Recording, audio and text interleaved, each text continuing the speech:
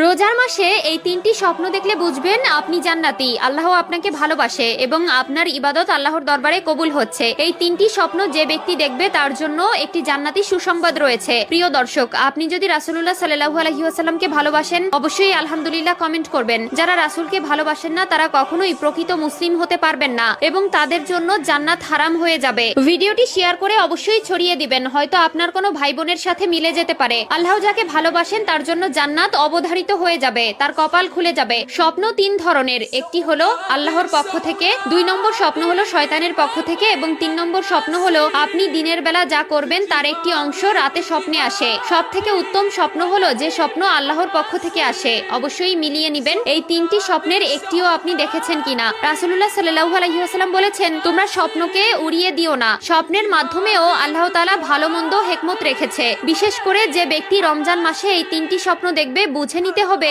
আল্লাহ তাআলা নিজে সেই ব্যক্তিকে ভালোবাসেন এবং তার জন্য জান্নাতের সুসংবাদ রেখেছেন। হয়তো আপনার কপাল খুলে যেতে পারে কঠিন ওই পরকালের ভয়াবহতা থেকে। 1 নম্বরে, আপনি যদি স্বপ্নে দেখেন আপনি কোরআন তেলাওয়াত করছেন, বুঝে নিবেন সেই স্বপ্ন আল্লাহর পক্ষ থেকে এসেছে। পবিত্র কোরআন ও রমজানের রোজা আল্লাহর দরবারে আপনার পক্ষ হয়ে কথা বলবে। এই স্বপ্ন দেখলে বুঝে নিবেন আল্লাহ তাআলা আপনার উপর প্রচন্ড পরিমাণে খুশি, যার ফলেই আপনি কোরআন স্বপ্ন দেখেছেন। 2 নম্বর স্বপ্নটি একটু বেশি গুরুত্বপূর্ণ। স্বপ্নে যদি দেখেন আপনি গোসল করছেন তাহলে বুঝে নিবেন আল্লাহ তাআলা আপনার উপর খুশি আছেন।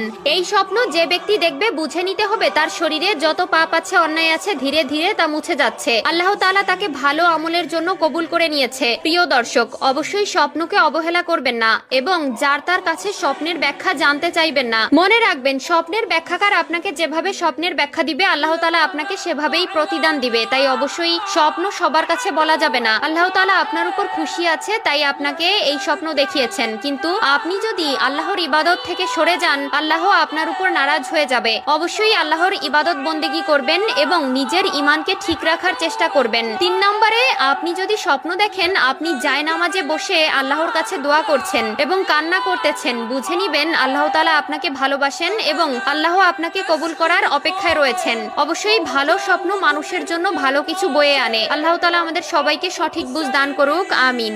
বরকতময় মাস রমজান সম্পর্কে কোরআন সুন্নাহয় যেসব ফজিলত ও মর্যাদার উপকারিতার বর্ণনা রয়েছে, রমজান শুরু হওয়ার আগেই সেসব সম্পর্কে জেনে নেওয়া, সেসব উপকার পেতে কোরআন সুন্নাহর দিক নির্দেশনাগুলো মেনে চলার প্রস্তুতি নেওয়া, রমজান মাসে পরিপূর্ণ সওয়াব ও ক্ষমা পেতে মানসিকভাবে প্রস্তুতি গ্রহণ করা। জীবনভর যত গুনাহ করেছি এই রমজান মাসে সেসব গুনাহ বা অন্যায় থেকে পরিপূর্ণ ক্ষমা পেতে হবে, সবচেয়ে বেশি সওয়াব পেতে হবে। রমজান শুরু হওয়ার আগে এই প্রতিজ্ঞা গ্রহণ করা জরুরি। রমজানের আগের মাস শাবান মাস। প্রিয় নবী সাল্লাল্লাহু আলাইহি ওয়াসাল্লাম বেশি